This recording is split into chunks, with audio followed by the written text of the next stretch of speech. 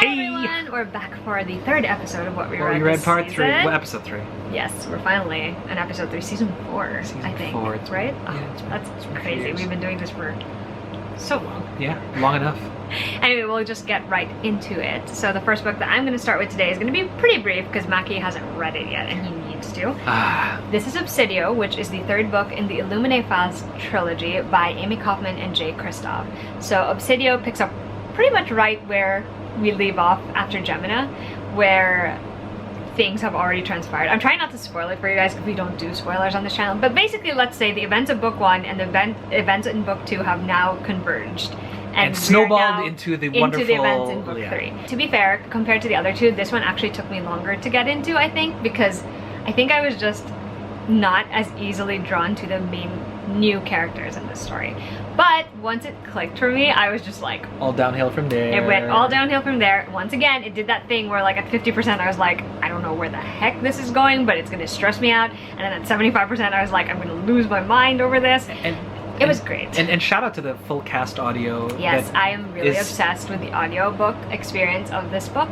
It is also important for you to have the physical copy if you can manage it, because there are things that can't be translated to audio, like and sketches, diagrams, and all of that. But I really enjoyed listening to this and then following along with it physically. It is definitely a sci-fi series I did not think I was going to enjoy as much as I did, but I'm so glad I finally read it and binge read it, and now Maki just needs to finish it.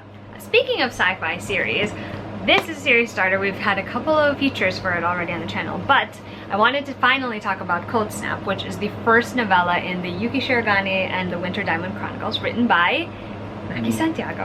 I actually read a couple of drafts of this one. I started reading it in May, and the last time I read it was in June, which was when it pretty much came in this final form. This is the story of Yuki Shirogane, who is an extremely talented individual. She's extremely special, actually, because she can interface with her 7 bots, who are all on this cover, as you might see. And be basically a one-woman wrecking crew. Yes. So in this book, they're part of the sort of rebellion, I guess. Yeah, there's a rebellion in the story. They're trying to overthrow this higher power, who you'll find out more about in the novella. In this particular book, they're given a mission to rescue 2 princesses from a space station.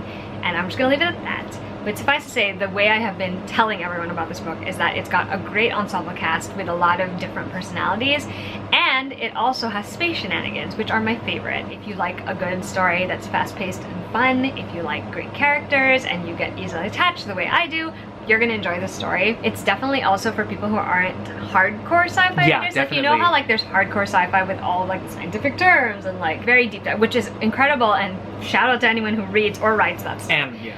But it's generally not my cup of tea. I tend to prefer sci-fi light, and this is perfect for that.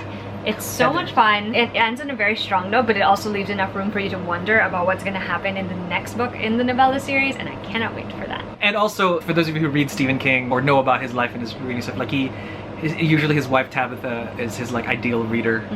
And if he knows that if he can get Tabitha, who knows her stuff and knows books and knows stories, to like it, then he's in a good place. I find myself feeling a little bit of that, because I know if she is into it, I did something right. Who knows, other people might be into it too, so check it out. Okay, my turn. I have, as usual, graphic novels to death.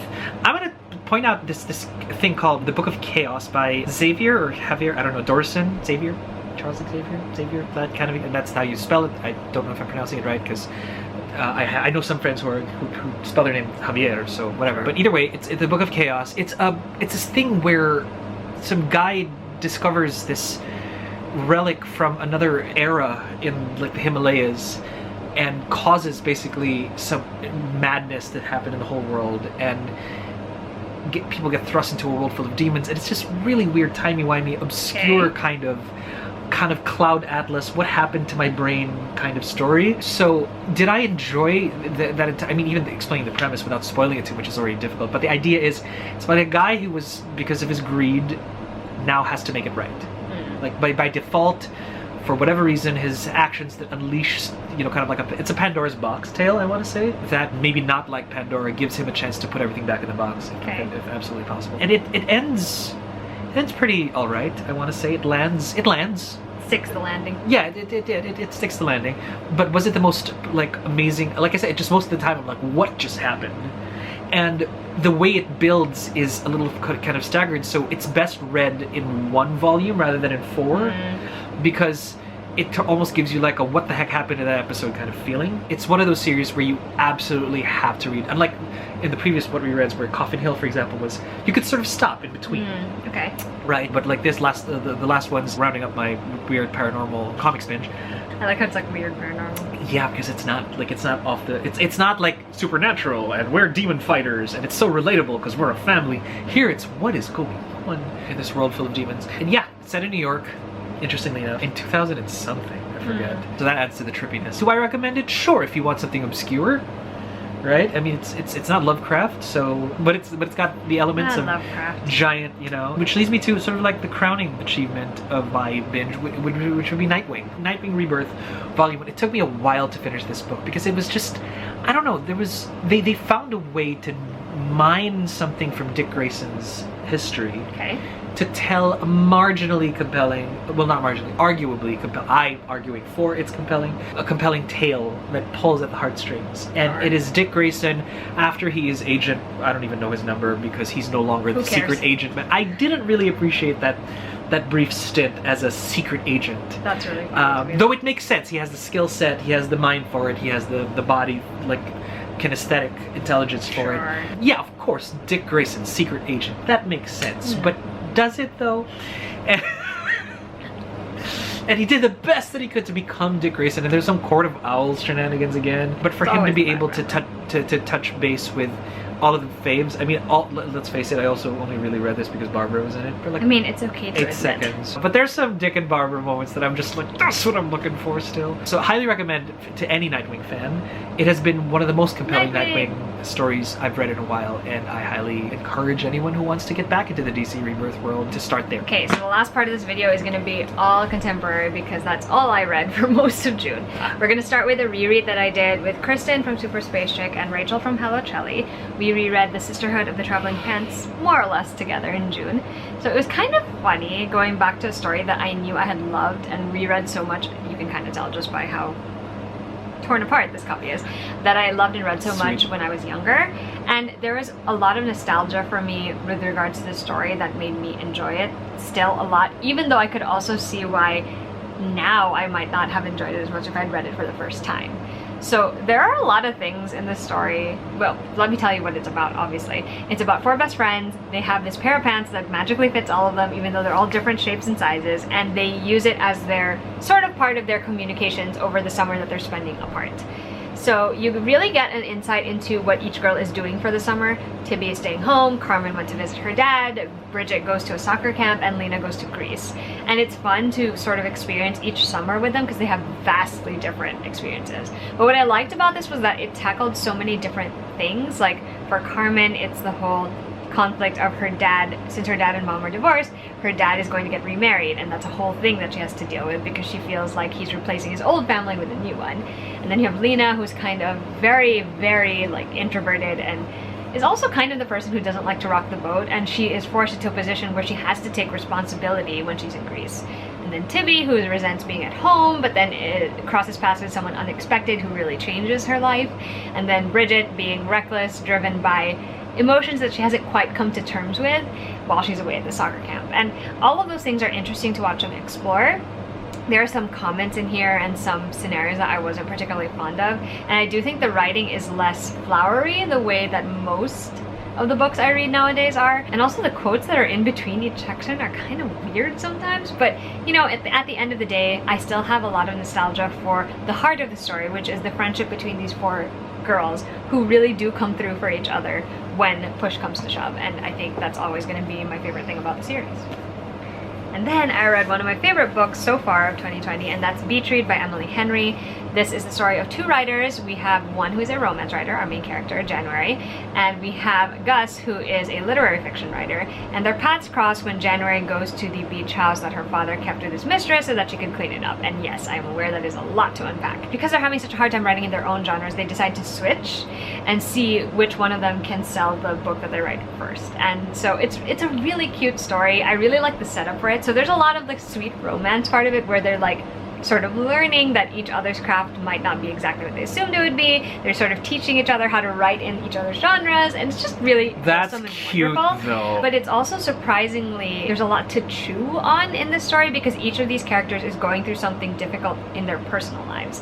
And they sort of have to come to terms or come face to face with that, even as they also are coming to terms with the feelings they're developing for each other. I would watch this movie. So it's just delightful. Like, the way that all came together into one story was really, really great, and I really enjoyed it. I can see why everyone has been hyping this up. I hate to like join the hype train because sometimes that gives people unrealistic expectations. However, but it was so good though, and I think you would really enjoy this if the premise sounds interesting to you. I'm kind of sold. Another Paris book, Vanessa Yu's Magical Paris Teashop, which is by Roselle Lim. This is the story of Vanessa Yu, who all her life has been able to tell people's fortunes just by reading sort of the remains of their tea leaves or drinks. And she is so frustrated with this because she doesn't want to have to tell these fortunes. Sometimes they're good, but most of the time they're not good. They're like terrible, and she hates having that responsibility when she didn't ask for it.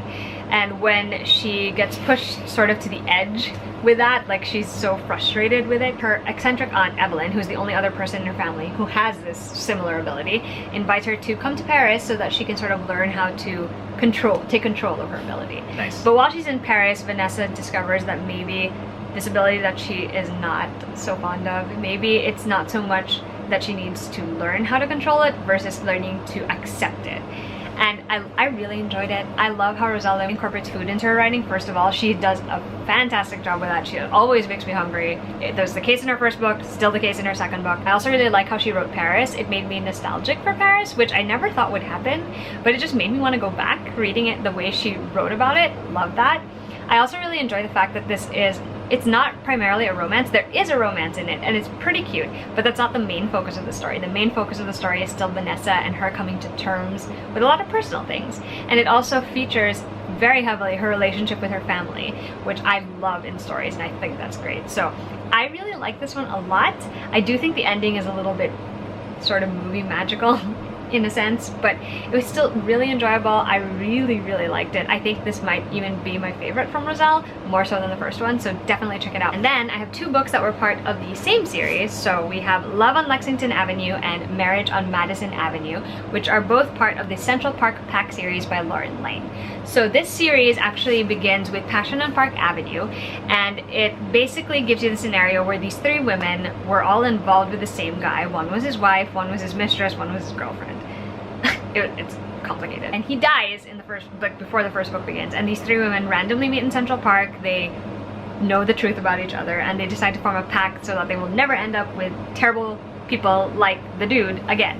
And so the first book involves one of them falling in love, and obviously each book centers around a different character. So this one centers around Claire, who was his wife. She has pretty much sworn off on getting married again, and she's just like, I'm gonna be fine living my life. But she decides to take on sort of a home renovation project, and that brings Scott Turner into her path. He is a contractor, and so he is there to, you know, help with the reconstruction, redecorating, all of that. And these two sort of form a fascination with each other, and as they sort of unearth all of these things that they're both trying to deal with, it was just really cute because their banter was already great from the start, but to watch them sort of become vulnerable to each other and understand that, you know, it's okay to open your heart again, both of them. I thought it was so adorable. I really love this one. This is probably my favorite of the series just because it made me smile so much, and that I had deep feels about their relationship, okay? It was a thing. And there's a dog in this book. Like, who doesn't want to read a book that has a romance and a dog in it? This was incredibly delightful. Plus, in this book, you get a better sense of the friendship between Claire, Audrey, and Naomi, because it's been like a year since the funeral where they all met, and now they're actually friends, and it's just nice to see them sort of interact in a way that shows that they're much closer, so that was fun. The friendship is actually also my favorite thing about Marriage on Madison Avenue. This is Audrey's book, and Audrey's the youngest of the bunch. She's like an Instagram influencer. At the beginning of the book, she and her best friend, Clark, who she's known all her life, find themselves in a scenario where they have to pretend to be engaged. And so it kind of spirals from there because they're both well-known personalities because they're sort of part of a rich elite crowd. I thought this one was cute. I think it was sweet to watch Clark and Audrey, who have been there for each other since the first book and before that, obviously, because they were friends, really go to bat for each other in this one. That was really lovely. Again, the friendship between Claire and Audrey and Naomi, and even the two people that Claire and Naomi are involved with, with the other girls, it was just nice to see all that friendship happen. The one thing about this book is it made me realize that I'm not always necessarily fond of this whole like childhood friends and then we suddenly realize that we have feelings for each other thing. Like it's not my favorite necessarily, especially because they were literally together for all of this time, and then all of a sudden it's this book that they experience scenarios where they sort of see each other in another light. So that was the part that kind of, the romance felt a teensy bit flat for me. Like, it was sweet, but it was like, it could have been more, I think. Y'all should have figured this out earlier. Yeah, basically. But it was still an entertaining end to the series, and I'm glad I finished it. Alright, so those are all the books that we had to talk about in today's What We Read. That is right. We hope you enjoyed this video. If you read any of the books, or if you want to read any of the books, as always, leave a comment. We hope you're well, and we'll see you guys with another video soon. Bye!